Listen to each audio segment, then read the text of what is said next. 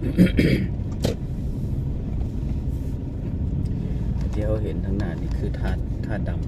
ำอยู่ใจกลางนครหลวงวิจันทร์ซึ่งท่าดำก็มีตำนาน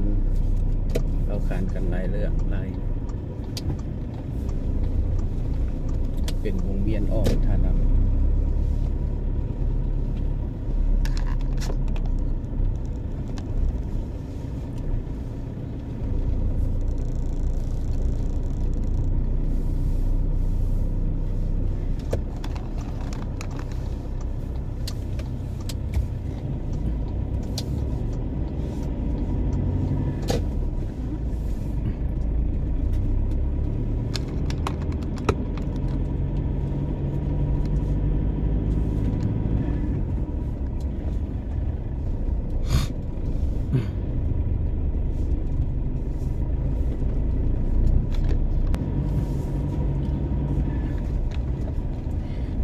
บรรยากาศอยู่นครหลวงวิจันทร์มันสีครึ้มๆคือจังฝน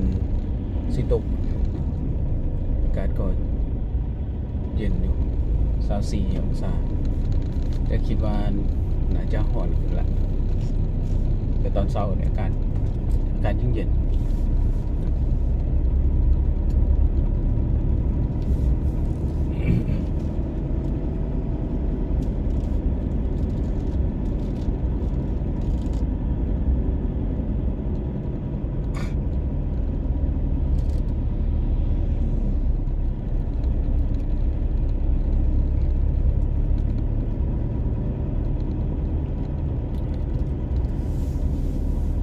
แต่นี่จะเป็นเบิ่งว่าไฟแดงตลาดเช้าเนาะไฟแดงตลาดเช้าซึ่งว่าเขาจะแลนซื้อไปเลยเนาะออกไฟแดงตลาดเช้านี่มันจะมีอยู่2 จุดอยู่ทางเบิ่งเทิงแล้วก็ทางเบิ่งลุ่มจะเป็นไฟแดงตลาดขวดินบ่เลยว่าจังไดเนาะไอ้ที่เฮาเห็นอยู่นี่คือจะเป็นตลาดเช้าหรือว่าช้อปปิ้งมอลล์เนาะช้อปปิ้งมอลล์อันนี้ช้อปปิ้งมอลล์กำลังรอไฟแดงถ้าเฮาแลนหรือว่าถ้าเฮาเลี้ยวไปทางกำขวามือนี่ก็จะออกไปหาหอคำถ้ากำซ้ายมือก็จะออกไปหาประตูไซซึ่งว่าวันนี้เขาจะแลนสื่อไปทางตลาดเช้าไปทางเวียงจันทร์เซ็นเตอร์ไปทางอาคารของปักชันเบิ่งว่ารถมันจะติดหลายบ่เพราะว่าขณะนี้เวลาก็8:06 นาทีแล้วคิดว่าน่าจะบ่ติดละ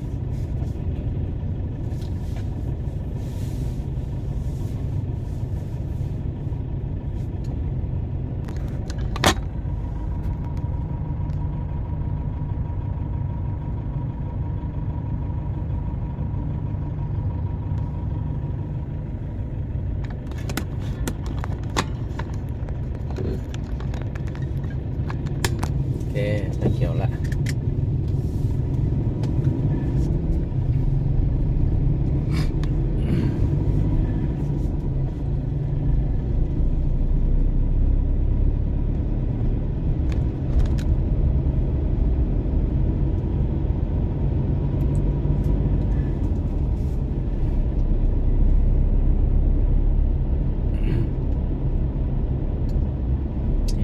มาเจอไฟแดงอีกตัวหนึ่ง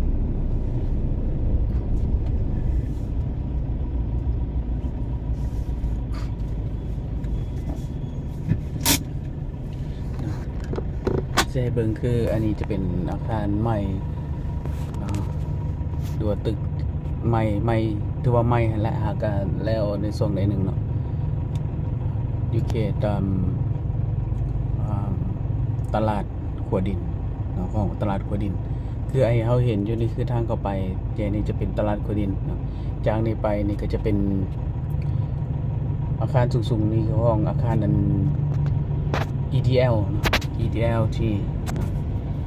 ต่อไปก็จะเป็นเวียงจันทร์เซ็นเตอร์เป็นพักชั่นเนาะเดี๋ยวเขาจะเบิ่งนำกันว่าเขตนั้นมันมีรถติดหลายบ่เนาะคือที่นี่คือว่าอยู่ในใจกลางนครหลวงเวียงจันทร์เลยเนาะอาคารแล้วนี่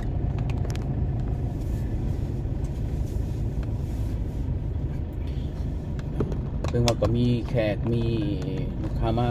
เที่ยวส้มหลายเมื่อหลายสมควรเพราะมันจะมีห้างมีห้างประสับสินค้าอย่างหลายอย่างหลายอยู่ในมีโอกาสหน้าสิมารีวิวสู่ฟังเบิ่งเนาะถ่ายคลิปถ่ายวิดีโอให้เบิ่งว่ามันเป็นอะไรไหนอยู่ทางในเนาะมีโอกาสหน้าเขาจะมาถ่ายให้เบิ่งวันนี้เขาจะพาเลาะๆไปทางหน้าซะก่อน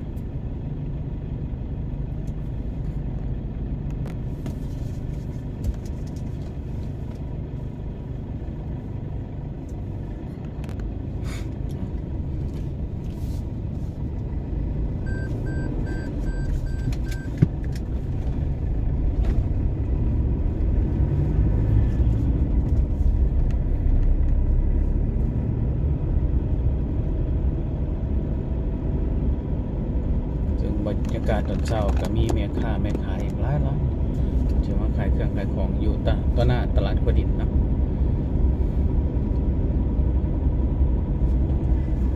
ตัวนี้คือจะเป็นสมหน้าวิ่งจันทร์ใหม่นะอันนี้เห็นรถทัวร์อันนี้ก็มีที่แขกคนที่ว่ามาทัวร์เนาะ3-4 คัน 5 คัน 6 คันถึงว่ามีแขกมาทัวร์มาลงแต่เช้าคือยุดเดินทั้งด้านหน้านี่ก็จะมีกิจกรรมมีงานจัดงานอีเวนต์ตลอดเขตนี้ซึ่งจะได้คนอยู่เขตนี้หลายปกตินะทั้งเป็นห้างตลาดทั้งทำทรัพย์สินค้าอย่างมีฮอตโรงหนังนะต่างๆอยู่ในนี้นะอันนี้คืออาคารที่ปักชันที่เราบอกกันแต่ก็โชคดีที่ว่ามาตอนเช้า8 โมงนี่คือรถมันบ่ค่อยหลายปานใดเนื่องจากว่ามันก็ถือว่าเป็นโมงราชการถือว่าเขาประจำการหลาย8 โมงก็ต้องเข้าการมาแล้วนะนอกจากที่ว่าพนักงานท่านใดอาจจะติดธุระอาจจะมาช้าน้อยหนึ่งประมาณนั้น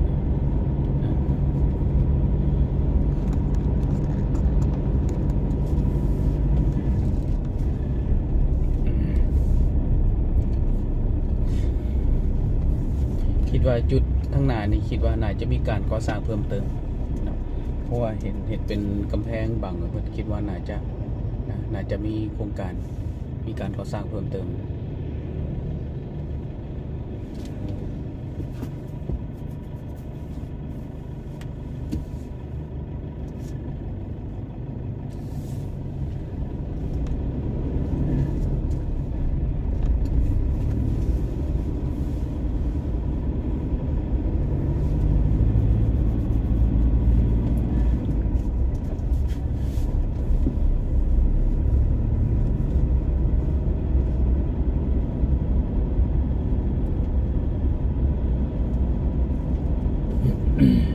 ว่าถนนตัวนี้ก็จะไปต่อใส่กับถนนคูเวียงนะออกไปใส่ถนนคูเวียงนี่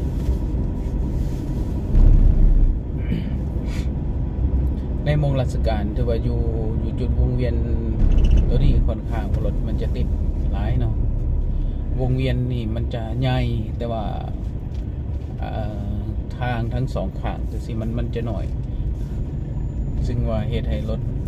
แล่นส่วนกัน2 คันมันยากหมายถึงว่ารถคันหนึ่งอาจจะแล่นเข้าวงเวียนรถคันหนึ่งอาจจะแล่นซื่อมันค่อนข้างจะแคบหลายนะและอีกอย่างหนึ่งก็มันมี2 วงเวียนที่ว่าใกล้กันคือวงเวียนนั้นแล้วก็วงเวียนอีกตัวหนึ่งคือข้างหน้านี่เนาะมันใกล้กันสั่นเวลารถติดบางเทื่อก็ยาวเลยวงเวียนนั้นวงเวียนนี่ยาวติดกันเลยรถสั่นก็ท่านใดที่ว่าอยากมาเส้นทางนี้ก็ให้หลีกเว้นนะถ้าว่าบ่อยากรถติดหลายนะถ้าว่ามีธุระจะไปทางอื่นหากว่าบ่มีจุดประสงค์ต้องผ่านเส้นทางนี้เนาะอันนี้คันถ้าเขาเลี้ยวขวานี่มันจะไปตกใส่ออกใส่ไฟแดงถัดขาวนะเกี่ยวไปทางสีเมืองไปทางแคมป์ของอย่างที่เขาผ่านมาเมื่อกี้เนาะ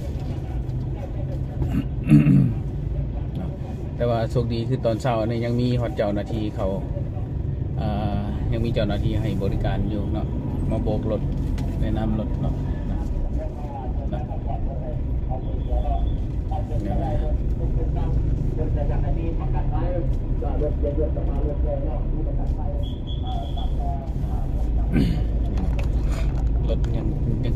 ยียดเลยนี่นะ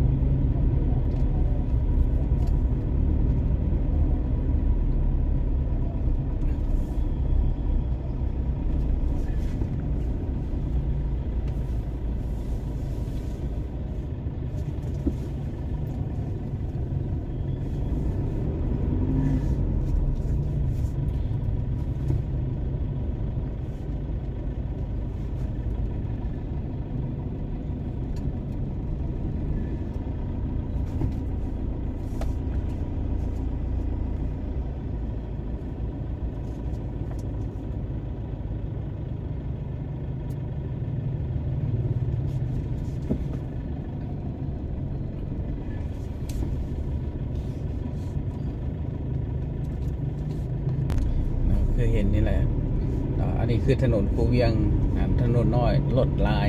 นะรถลายดีนะแต่จริงมันมีเส้นเมื่อทางแคมป์ของอันนี้ถ้าเอาเมื่อทางสีเมืองแต่ว่าก็บ่แน่ใจว่าอาจจะมีธุระมาทางนี้เนาะรถก็เลยลายแต่จริงก็มีทางลัดไปหลายทางถ้าท่านใดจะไปเนาะก็แล้วแต่การเลือกใส่ว่าเราจะลัดไปทางใดมีทางลัดอยู่จุดใดลัดไปได้มันก็อาจจะโค้งแน่จะน้อยแต่ว่ามันก็ให้ความสะดวกแก่เราเนาะเบิ่งคิดเบิ่งแต่วงเวียนมานี่รถยังติดยาวเหยียดเลยถนนคูเวียง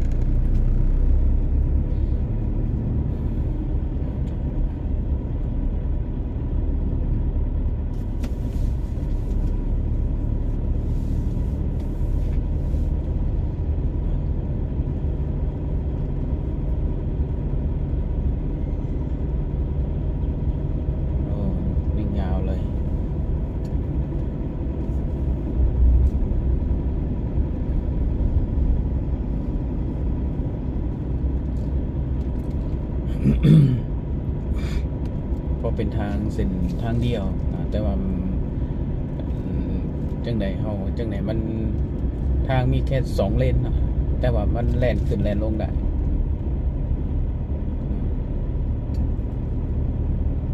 ทางแค่2 เลนเท่านั้นเนาะทางกูยังแคบแต่รถนี่แล่นขึ้นแล่นลงนะแล่นสวนกันได้ส่วนมันเฮ็ดให้ค่อนข้างว่าติดถามว่าเบื้องหนึ่งติดแล้วอีกขั้นหนึ่งมันจะแซงกันบ่ได้เนาะทางแคบมันก็จำเป็นต้อง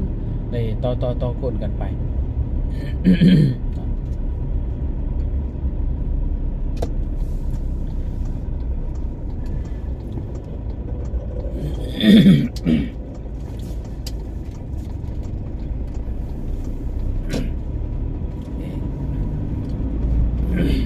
อันนี้จะเป็นถนน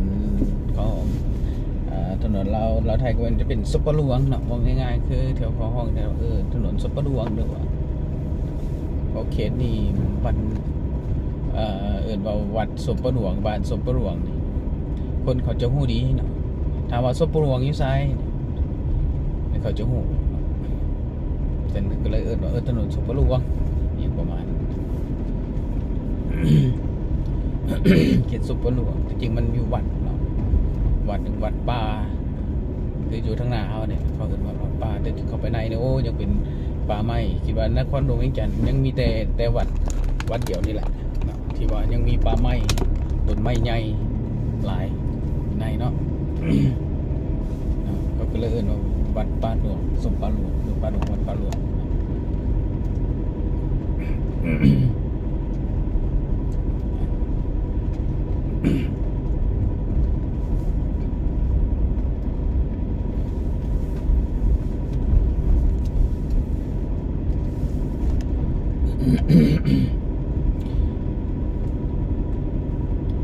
ด้านหน้านี้จะเป็นวงเวียนเขาห้องว่าวงเวียนไฟฟ้าลาวสปหลวงนะครับคือในวงเวียนตัวนี้ก็ถ้าเป็นตอน4 โมงดูแก่8 โมงยังก็ติดคือกันเพราะว่ามันมีวงเวียนนานาศาสตร์ติดกับวงเวียนตัวนี้เลยเปิดมาวงเวียนนานาศาสตร์เกียรติศักดิ์นะอันนี้คือจะเป็นศูนย์ใหญ่ไฟฟ้าลาวเนาะราชวิสาหกิจไฟฟ้าลาว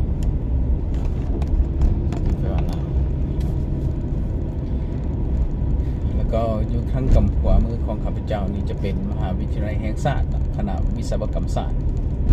หรือคนเขาเคยเอิ่นกันง่ายๆว่าควสเนาะ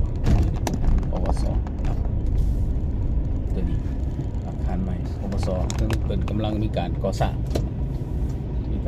อาคารใหม่อยู่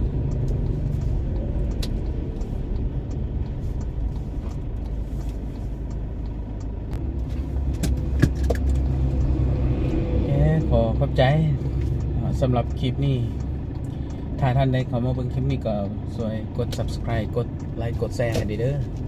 เพื่อเป็นกำลังใจให้คลิปต่อๆไปเนาะขอขอบใจหลายๆ